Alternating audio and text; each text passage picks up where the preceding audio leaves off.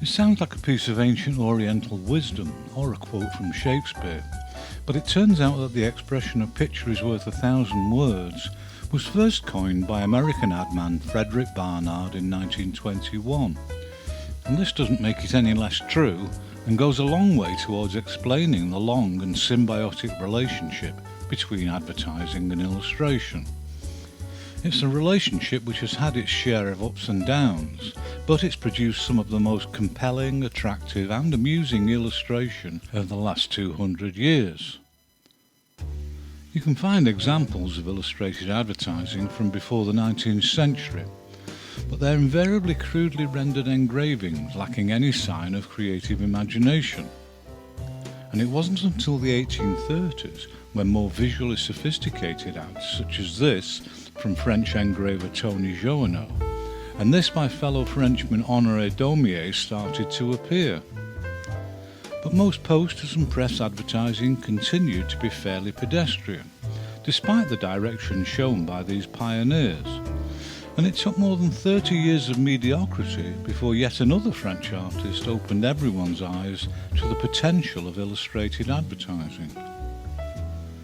The remarkable posters of French artist Jules Chéret first appeared in Paris around 1870, and his mastery of the print process and ability to tastefully reconcile the image with the text singled him out as the real progenitor of the modern poster. And whatever Chéret was advertising, he intuitively realised that you could always get the public's full attention with a cheerfully provocative image of a pretty girl. A generation later, Alphonse Mucha developed what Chéret had begun, and the fusion of figurative and decorative elements in his work made his posters impossible to ignore. Mucha was Czechoslovakian, but he lived and worked in Paris, where he created the vast number of posters which have become the very definition of the Art Nouveau style. And just like Chéret, he too exploited the power of female beauty in virtually all his work. The posters of Henri de Toulouse-Lautrec were nothing like as commercially successful, but his less representational graphic approach was to prove equally influential on many who followed. Italian advertising in the late 1800s was dominated by German-born Adolfo Hohenstein, whose ornate Baroque interpretation of Art Nouveau was much admired for its dramatic lighting effects. But in Britain, the partnership of William Nicholson and James Pride, known collectively as the Beggar Staffs, had been unimpressed by the flowing complexities of Art Nouveau. They'd been far more influenced by Lautrec and Japanese woodblock prints, and the posters created by this partnership were revolutionary in their graphic simplicity and design. At the same time, the posters of their more humorous contemporary Dudley Hardy made similar creative use of bold outlines and large areas of flat colour. In Germany and Austria, illustrators had developed their own more minimal but still elegant version of Art Nouveau, which they called Jugendstil. But this movement was to be only briefly popular. In America, poster artist Will Bradley and his contemporaries Edward Penfield and Lewis Reed had been energised by these developments in Europe, and each displayed particular stylistic aspects of the influence in their work. But in America and across Europe, most of the advertising art produced was woefully lacking in imagination, style or aesthetic appeal, and that's how most of it stayed. Luckily, not everyone was content with mediocrity. Where Mucha and the continental Europeans had favoured the erotic and glamorous, British illustrator John Hassell used a more down-to-earth comical approach. Others had done the same thing before him, but Hassell became by far the most popular comic posterist of the time. His relentlessly cheerful illustrations were everywhere on the streets of British cities, and their popularity and power to sell demonstrated conclusively that humour was the second foolproof weapon in the advertiser's armoury. By this time in Germany and Austria, Jugendstil had already evolved into the art and design movement known as the Secession, which rejected what was considered to be unnecessary decoration. And the leading lights of the Secession were Lucien Bernhard and Julius Klinger. The radically modernist and minimalist graphic principles they established in their ads were quickly adopted and adapted by fellow German Ludwig Hohlwein, who went on to eclipse them both as one of the most significant poster artists of the 20th century.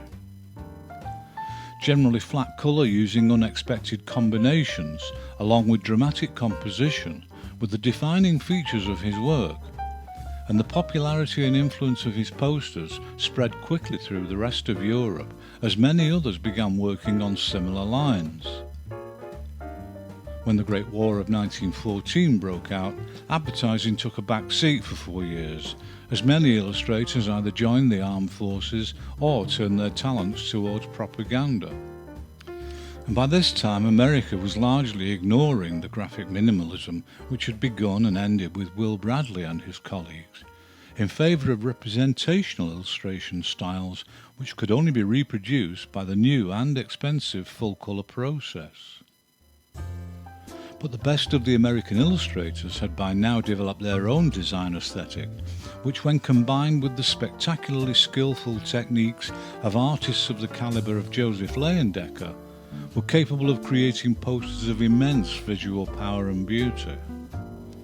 And the precise glowing fantasy art of Maxfield Parrish was every bit as popular, using Renaissance oil painting techniques to create exquisitely detailed scenarios to sell everyday products. And there were others, including the young Norman Rockwell, who would keep this traditional painted approach dominant in American advertising for decades to come. But in continental Europe, the shift to modernism was unstoppable, and the fascination with abstraction and geometric design coalesced into what would later become known as Art Deco. And across Europe, advertisers were keen to exploit the style for its association with glamour and sophistication. Illustrators such as Roger Broders were abandoning more painterly techniques and creating dynamic graphic images with mostly flat colour. The most significant posterist of the Art Deco movement was A.M. Cassandra. His first poster appeared in Paris in 1925, and all the work that followed demonstrated geometrically precise composition and exuded the optimism and excitement of the new mechanised age and all its possibilities for a suitably fashionable, fast-moving lifestyle. And it wasn't just France which succumbed to the sleek appeal of modernism.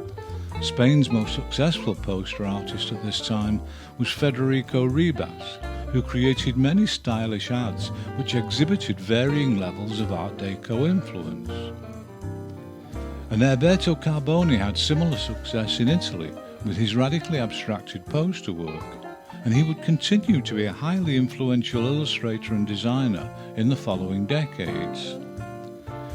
But in the 1930s, Italian advertising was actually dominated by the more representational, melodramatic paintings of Gino Boccasile, which owed more to what was happening in America. Britain had its fair share of converts to Art Deco, such as the poorly remembered Frederick Herrick, but his contemporaries Frank Newbold and Tom Purvis were creating stylistic hybrids which owed a lot more to Ludwig Hohlwein. But it was humour which continued to be Britain's definitive selling strategy, and some of the most successful advertising of the 30s, such as this comical series of ads for petrol by cartoonist William Ridgewell, were British advertising's stock in trade. And starting in 1930, James Gilroy's cheerfully absurd images were used extensively on posters and press ads to promote the supposed virtues of drinking Guinness for over 2 decades. And this campaign was instrumental in making Guinness a household name. Predictably, just as it had in the Great War, advertising in World War II faded into the background, while more pressing matters were dealt with. And even when the war ended, the devastation and food rationing throughout Europe didn't make for a particularly fertile ground for advertising. The generally utilitarian post-Deco styling of many of the wartime propaganda posters extended into the 1950s and even the 60s. But it was somewhat generic and anonymous in style, and only one or two, such as Jacques Nathan Garamond in France and Abram Games in Britain, managed to be at least a little more distinctive and memorable than most. Unlike Europe, the USA experienced no post-war austerity, and the 1950s was a period of unprecedented growth, which the ad men of Madison Avenue were only too happy to exploit. A quarter of a century after his debut, Norman Rockwell was still creating wholesome posters and press ads for everyday products. And Haddon Sundblom's hyper-realistic, manically upbeat campaign work for Coca-Cola seemed to be everywhere, setting the tone for a new American dream. Others, such as pin-up artist Gil Elvgren, were bombarded with commissions to portray every aspirational aspect of that dream in posters and magazines. By the mid-50s, ads by slightly younger, more modernist illustrators started to nudge their way in. The work of Al Parker was clearly figurative, but it wasn't overly concerned with painterly realism. And Austin Briggs developed an expressionistic technique, creating images which the likes of Rockwell and Sundblom would have considered mere sketches. The 1960s did produce some innovative and exciting illustration, but it was largely confined to posters for hippie rock concerts such as these by American Rick Griffin and Britain's Martin Sharp. But mainstream advertising didn't want to associate itself with drug culture, so it remained underground, and what little illustration was being produced in advertising was extremely dull. Occasionally a decent campaign might surface briefly, such as Ronald Searle's spidery cartoons for Lemon Heart Rum, or this cheerful abstracted Italian campaign by Alberto Carboni for Pirelli. But by now it was obvious that on both sides of the Atlantic the camera had become advertising's weapon of choice, and its relationship with illustration had become distant and disconnected. Of course, there are always exceptions to the rule, and one such was the British ad campaign for Heineken beer. This first appeared in 1974 and ran for the next decade. It was based on the slogan, "Heineken refreshes the parts other beers cannot reach." But what made this campaign unusual, if not unique, is that it deliberately used a wide range of illustrative approaches, many of which were pastiches of earlier illustration and art styles. This was the polar opposite of earlier campaigns, which had relied on their association with a particular illustrator or style. And the thinking behind this campaign seemed to filter through to others, and by the turn of the millennium, quite a few ad agencies realised the public had become extremely visually literate, and they started to exploit the consumer's familiarity with every conceivable artistic and illustrative style. So now you could sell a car with a pastiche of a children's book, or maybe a surrealist painting. You could advertise yogurt with parodies of Victorian medical engraving, and you can associate a fizzy drink with 50s retro-style hyper-realist nostalgia.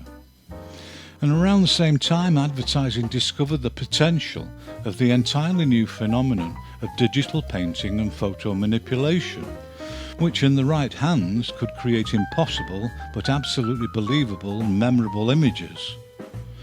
But it's unlikely this represents a true renaissance for illustration, and photography's grip on advertising won't be loosened anytime soon.